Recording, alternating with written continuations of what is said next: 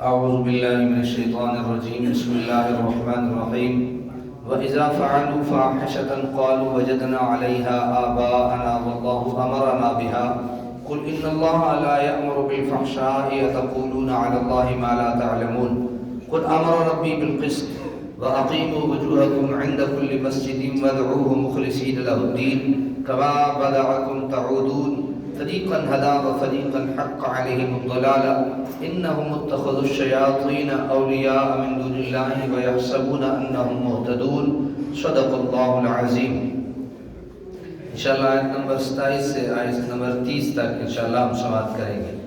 وَإِذَا فَعَلُوا فَاحِشَةً، اور جب کرتے ہیں کوئی بے حیائی کا کام، قالوا تو کہتے ہیں وجدنا علیہا آباءنا، پایا ہم نے ایسے ہی کرتے ہوئے اپنے باپ دادا کو، واللہ امرنا بہا، اور اللہ نے بھی ہمیں حکم دیا اس کا. جب کوئی برائی اور بے حیائی کرتے ہیں تو فوراً کوئی انہیں روکے تو وہ کہتے ہیں کہ ہمارے باپ دادا بھی ایسے کرتے تھے، ہمارے باپ دادا بھی ایسے کرتے تھے اور اللہ نے ہمیں بھی یہی حکم دیا ہے. اب آگے سنیے. قل، آپ فرما دیجئے، ان اللہ لا یأمر بالفحشاء، اللہ تعالیٰ حکم نہیں دیتا بے حیائیوں کا، اللہ حکم نہیں دیتا بے حیائیوں کا. اتقولون علی اللہ ما لا تعلمون، کیا ایسی بات لگاتے ہو اللہ پر جو تم نہیں جانتے، مطلب جھوٹ باندھ دیتے ہو اللہ تعالیٰ کی ذات پر. فاحشہ، فاحشہ کہتے ہیں اس چیز کو جو حد درجہ قبیح اور معیوب ہو، جو حد درجہ قبیح اور معیوب ہو. یہاں اس سے مراد ان کے سارے عقائد باطلہ اور اعمال قبیحہ ہیں، یعنی جتنے بھی ان کی غلط عقیدے تھے یہ بھی ان کا ایک عقیدہ، یہ بھی برائی ہے. یعنی عادتیں جو بری ہوں وہ بھی فاحشہ کہلائیں گی، عقیدے جو برے ہوں وہ بھی فاحشہ کہلائیں گے. جب کبھی انہیں ایسی بےہودگیوں سے روکا جاتا تو وہ کہنے لگتے ہمارے باپ دادا کا یہی طریقہ تھا اور اللہ تعالیٰ نے بھی ہمیں یہی حکم دیا ہے. ایسے کبھی اعمال اور باطل عقائد جن کو عقل سلیم قبول نہیں کرتی، اللہ تعالیٰ ان کا حکم کیسے دے سکتا ہے. قل امر ربی بالقسط، اب جب اللہ تعالیٰ کی ذات پہ یہ بات جھوٹا بہتان باندھا تو پھر اللہ تعالیٰ نے کیا فرمایا. قل امر ربی بالقسط، آپ حکم دیجئے، آپ حکم فرمائیے، یا آپ فرمائیے حکم دیا ہے میرے رب نے کس چیز کا؟ قسط، عدل و انصاف کا. اللہ نے کس چیز کا حکم دیا ہے؟ عدل و انصاف کا. پھر اللہ نے وَأَقِيمُوا وُجُوهَكُمْ عِنْدَ كُلِّ مَسْجِدٍ، اور سیدھا کرو اپنے چہرے قبلہ کی طرف ہر نماز کے وقت. ہر نماز کے وقت اپنے چہرے کدھر کرو؟ قبلہ کی طرف سیدھے کر لو. وَادْعُوهُ مُخْلِصِينَ لَهُ الدِّينَ، اور عبادت کرو اس کی اس حال میں کہ تم خالص کرنے والے ہو اس کے لیے عبادت، یعنی عبادت بھی خالص اس کے لیے.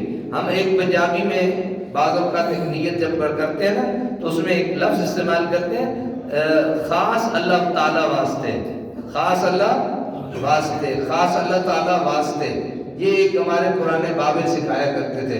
یہ جو دعا ہے نا، کیا مانگتے ہیں؟ انی وجہت وجہی للذی فطر السماوات والارض حنیفا، تو اس میں بھی اسی جیسے جو ہے وہ سوچ موجود ہے. کما بدأکم تعودون، ایسے خالص ہو کے اس کی عبادت کرو جس طرح اس نے پہلے پیدا کیا تھا تمہیں، ویسے ہی تم لوٹو گے. بیان مفہوم سے پہلے چند الفاظ کی تحقیق ضروری ہے. القسط یعنی اعتقاد و عمل میں ہر طرح کی بہرہ روی اور افراط و تفریط اور مبالغہ آمیزی سے دامن بچا کر درمیانہ روی اختیار کرنا، سمجھ آئی؟ قسط، عدل و انصاف، یعنی نہ زیادہ نہ کم، نہ بہت کھینچ کے کہیں. اور سادہ سی بات سمجھانے کے لیے عرض کر رہا ہوں، حضرت علی کرم اللہ وجہ کریم آپ فرماتے ہیں کہ دو وجہ سے، میری وجہ سے دو ایسے قبیلے ہیں جو جہنم میں جائیں گے. ایک وہ جو مجھے اٹھا کے خدا سے ملا دیتے ہیں، یہ جو ہمارے پڑوسی ہیں، اور ایک وہ جو میری شان میں کمی پیدا کرتے ہیں. الحمدللہ اس ذات کا کروڑا مرتبہ شکر ہے، نہ ہم حضرت علی کو خدا تک ملانے والے ہیں، نہ ہم حضرت علی کی شان کے مخالف ہیں. سمجھے بھائی؟ یعنی نہ بہت زیادہ اونچا نہ بہت زیادہ نیچا. اور ایک اور میں نے حدیث میں بھی پڑھا ہے کہ اللہ تعالیٰ کو ایسا عمل پسند ہے، ایسا عمل اللہ کو پسند نہیں جو جناب ایک دن تو 1000 رکعت نفل پڑھ لی جائے اور دوسرے دن ایک بھی نہ پڑھی جائے، بلکہ اللہ کو ان 1000 رکعت نفل سے زیادہ پسند یہ ہے کہ ہر روز 2 پڑھے جائیں. حضرت ام المؤمنین سیدہ عائشہ صدیقہ رضی اللہ تعالیٰ عنہ، آپ کے پاس ایک خاتون بیٹھی تھی، رسول اللہ تشریف لائے تو آپ نے یہ کون ہے؟ فرمایا حضور یہ وہ ہے جو ساری رات کھڑی عبادت کرتی رہتی ہے. تو اللہ تعالیٰ کے نبی فرمایا اس کو چھوڑ دو، اس کو کیا کرو؟ اس کو چھوڑ دو، اس کے پیچھے نہ لگو، اس کو چھوڑ دو. ہر رات عبادت کرو، تھوڑی عبادت کرو اور آرام کرو، کیونکہ تمہارے جسم میں بھی تمہارا حق موجود ہے. اب میں ایک بات کر دوں، ہماری جو قوم 24 گھنٹے نوکریاں اور ملازمتیں کرتی ہے، کتنی؟ دنیا کے لیے اور پیٹ کے لیے. جب اللہ تعالیٰ ہمیں میانہ روی اختیار کرنے کا حکم دیتا ہے اور جب اللہ تعالیٰ ہمیں اس چیز کا حکم دیتا ہے کہ تم رات کے وقت آرام کرو، تو یہ کہاں کا طریقہ ہے؟ میں کئی ایسے بچے ہیں جو میرے ساتھ منسلک ہیں اور فارن میں وہ مجھے کہتے ہیں کہ جی ہم پاکستانی قرضوں کو اتارنے کے لیے اور پاکستانی رشتہ داروں کی ڈیمانڈیں پوری کرنے کے لیے 24 گھنٹے ڈیوٹیاں کرتے ہیں. 20 گھنٹے تو مطلب ہے کرتے ہی کرتے ہیں. میں کہ وہ تو پھر سہنے بھی ہو، تو دوائیاں کھا کے وہ جاگتے ہیں اور اپنی جو ہے وہ پتہ نہیں کیا کرتے ہیں.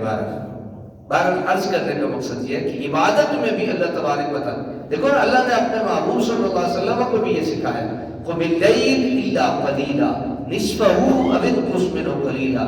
ٹھیک ہے عبادت کرو، ساری رات نہیں، رات کا زیادہ حصہ یا رات کا کم حصہ، لیکن اپنے وجود کو بھی اس چیز کا کیا دو؟ حصہ دو.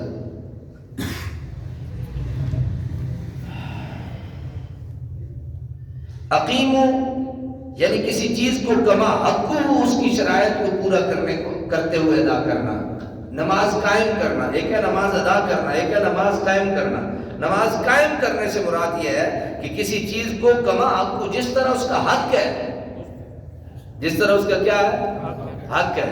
مطلب کوشش کرو جلدی رکوع کرو، جلدی سجدے کرو، جلدی بابا اور پتہ استعمال کیا کرو، لفظ آخر میں کیا استعمال کرو؟ شکر ہے احتجاج چھوٹی. تو انہوں خدا پکڑے، میں نے اپنی کانوں سے سنا ہے ان سے. اور ایسے جس کی جو سفید ریش بزرگ ہیں، کچھ شرم اور بے حیائی کی حد ہوتی ہے. شکر ہے آیت جان چھوٹی ہے، کل پھر مطلب ہے. کیوں یار کیا سمجھ بیٹھے ہو آپ؟ تو بہرحال عرض کرنے کا مطلب یہ ہے کہ تعدیل ارکان میں کئی مرتبہ آپ کی خدمت میں عرض کر چکا ہوں کہ نماز میں ہر رکن کو آہستہ آہستہ ادا کرنا یہ واجب ہے. یہ کیا ہے؟ واجب ہے. تو بہرحال اللہ ساڑھی پڑھیاں قبول کرے، یہی آکھیا جا سکتا، ورنہ نکل دی آپ ان بچوں، کیونکہ اپنی نمازت سے بھروسہ تے ہوتا کوئی نہیں. پڑھیاں جی ہوندی. میں آج پڑھ رہا تھا طب کے اس کے قوانین اور اس میں کہ اگر بندہ یہ چاہتا ہے نا کہ وہ زیادہ عرصہ جیے، اگر بندہ یہ چاہتا ہے وہ زیادہ عرصہ جیے اور صحت و سلامتی سے جیے، تو وہ نماز کے ارکان کو آہستہ آہستہ ادا کیا کرے. جی